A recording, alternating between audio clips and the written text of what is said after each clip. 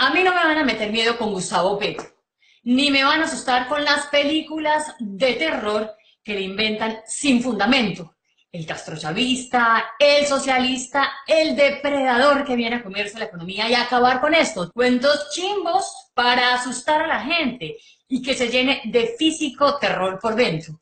Horripilantes fábulas de la ultraderecha y del escuadrón antimamertos. Pero no, a mí no me asustan con Gustavo Petro. No me asustan primero porque tengo un muy buen recuerdo de su paso por el Congreso, sus valientes denuncias sobre la parapolítica y su feroz batalla contra la corrupción como senador por mucho tiempo.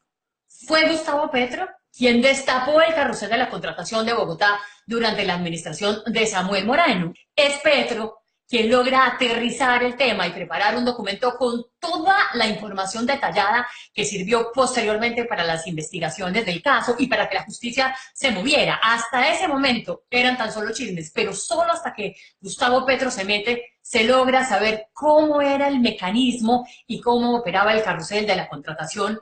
También fue Petro quien hizo los debates más duros contra Álvaro García Romero, cuando este era dueño absoluto y poderosísimo del presupuesto en el Congreso de la República, y quien fue artífice, entre otras cosas, de la horrible y tenebrosa masacre de Macapecho.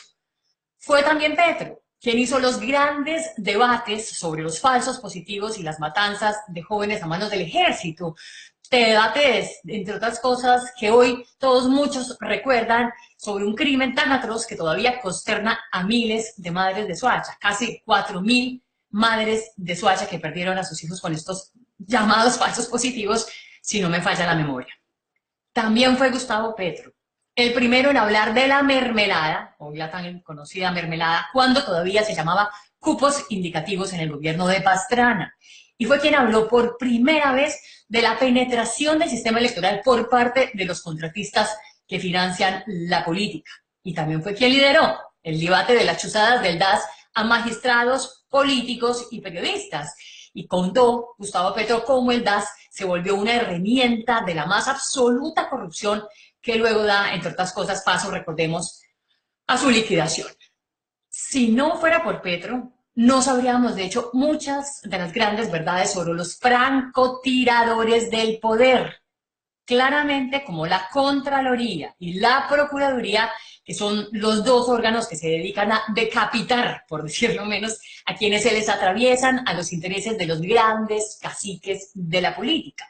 Y tampoco sabríamos nada sobre las mafias que manejan las billonarias concesiones de los rellenos sanitarios y de basuras, dos protagonistas indiscutibles de la política nacional hoy en día y que controlan claramente un puñado de 4 o de 5 contratistas muy poderosos, billonarios, porque ni siquiera son millonarios, sino billonarios a más no poder. No, señores, a mí no me asustan con Gustavo Petro. Y no solo porque haya sido un buen congresista, sino porque carece de las fichas para hacer grandísimas reformas económicas o políticas. Es imposible, sencillamente imposible, cambiar el modelo económico del país con un Congreso tan ampliamente dominado por la derecha y la ultraderecha. Tampoco me asusta Gustavo Petro porque sencillamente no tiene ningún control sobre el ejército, a diferencia así de lo que ocurría con Hugo Chávez, que venía de las propias entrañas del ejército veneco.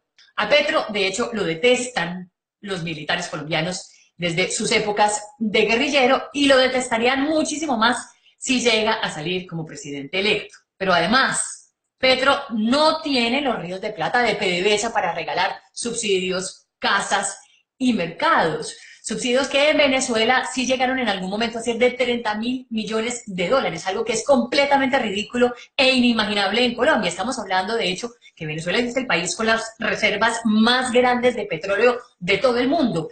No, señores, a mí no me asusta con Gustavo Petro. ¡Viva Colombia humana!